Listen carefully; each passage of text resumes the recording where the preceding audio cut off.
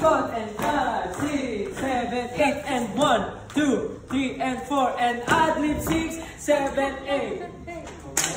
Bilis natin mag-pick up. Wala. Ano daw natin, step by the step.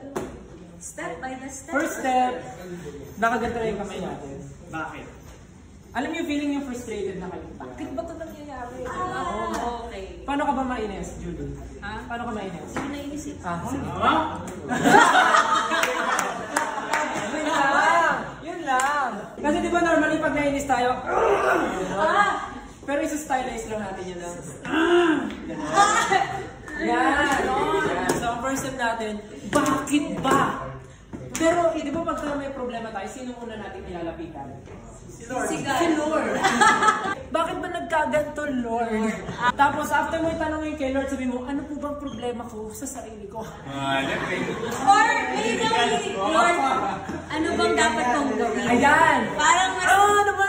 Lord, ano dapat kong gawin? Yes! So, try natin yun. 5, 6, 7. Bakit ba nagkaganto? O, di ba? Kaya naman from the top. Gusto ko explain mo to. May sagot ako dyan. Ang daming, bakit ba nagkaganto? Siyempre, minsan pagka-buryong-buryo tayo, hindi natin mahanap yung sagot. Mga babae, ano muna yung ginagawa pagka bored na bored kayo? Nagluluto! Nagluluto tayo!